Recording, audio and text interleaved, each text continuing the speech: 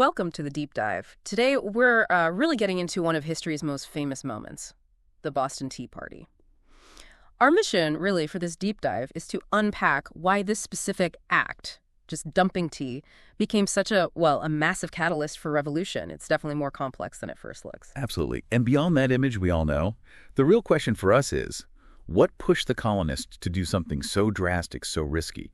And maybe more importantly, why does this one event, from December 16th, 1773, still echo? Why are we still talking about it today?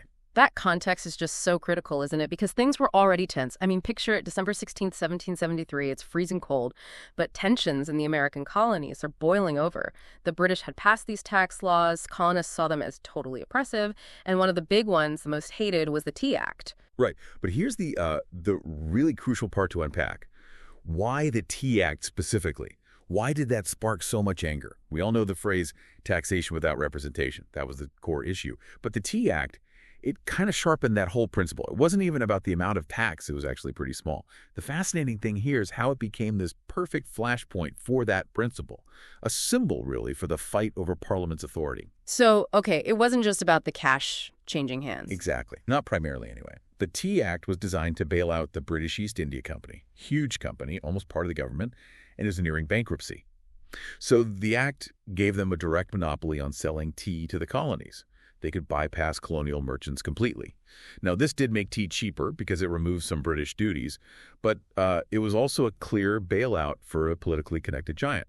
And at the same time, it crushed local colonial businesses and, more importantly, asserted Britain's right to just dictate their economy. It felt like an economic power play hidden inside a discount. Okay, yeah, understanding that definitely sets the scene differently. And then came the night itself, the real turning point. That cold night, December 16th. Dozens of colonists, many famously disguised as Mohawk Indians, they get onto 3 British ships right there in Boston Harbor. And what happens next is just astonishing. They dump 342 chests of tea, that's over 90,000 pounds, into the freezing harbor water. It's such a vivid image, isn't it? It really is powerful. And it leads you to the next obvious question. Why tea? Why focus on that specific thing? Well, you have to remember, tea was way more than a beverage. It was a daily ritual, almost sacred for both Brits and colonists. Controlling the tea trade wasn't just symbolic, it was deeply strategic. So destroying this particular product, it was a direct, unmistakable slap in the face to British economic power and their claim of total control over colonial trade. Right. So this was clearly about way more than the price of a cup of tea, or even that specific tax. This was fundamental, a claim to freedom, the right to govern themselves. The colonists were basically shouting, you can't just bully us into submission. You can't run our economy from London when we have zero say. Dumping the tea was like drawing a line in the sand about economic and political control. Precisely. And this gets rid of a common myth. This wasn't some spontaneous, chaotic riot. No, this was planned. Carefully. It was a disciplined act of civil disobedience. The organizers were very deliberate about not using violence against people. They focused purely on the symbolic destruction of property. That shows a pretty sophisticated political strategy, aiming to shock, not just create chaos. Okay, so given how bold this act was, how did the British Empire react? I mean, this was a direct challenge to their power. Oh, they reacted swiftly and harshly. Parliament passed a series of laws in retaliation. We know them as the Coercive Acts. The colonists, though, they quickly called them the Intolerable Acts. And they were designed specifically to punish Massachusetts, especially Boston. They closed Boston Harbor, which crippled the city's economy. They revoked the colony's charter, its self-governance rights. They even forced colonists to house British soldiers. Wow. But instead of crushing the rebellion, those acts actually backfired, didn't they? They ended up uniting the colonies in a way that hadn't really happened before. Colonies up and down the coast started genuinely working together, coordinating resistance.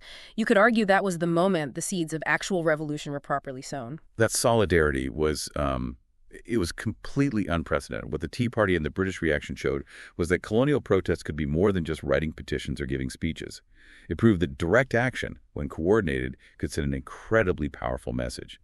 And it inspired resistance across these previously quite separate colonies, building a shared identity, a shared purpose. Yeah, and that unity really stuck. Just a year later, 1774, you get delegates from 12 of the 13 colonies meeting in Philadelphia, the First Continental Congress. The whole idea of a united American resistance, eventually independence, it really started to take shape right there. It makes you wonder, without the Tea Party, would that cohesion have happened so quickly? It really feels like more than just a protest, a definite turning point. So yeah, bringing it all together, the Boston Tea Party wasn't just noise. It was this pivotal moment. It was where you see the colonies start to shift decisively from just protesting British policies towards, well, full-blown revolution. And what's really remarkable, I think, is how this one act of rebellion, rooted in everyday issues, could so fundamentally change the path of a nation forming. This bold move carried out by ordinary people, really, it became this enduring symbol of civil disobedience, of standing up to what they saw as tyranny. And you still hear it referenced today, right? Yeah. In debates about taxes, about government overreach, about protest itself. It reminds you that history isn't only made by politicians in halls of power. Sometimes it's individuals taking bold, risky stands. It was such a clear message they sent back to the British Empire. We will not be ruled without a voice. Simple as that. Absolutely. And maybe this leaves you, the listener, with something to think about. How does that spirit, the spirit of December 16, 1773, how does it echo in our modern debates, about freedom, about the role of government? And maybe what does it tell us about the potential power of coordinated nonviolent protest to actually spark profound change?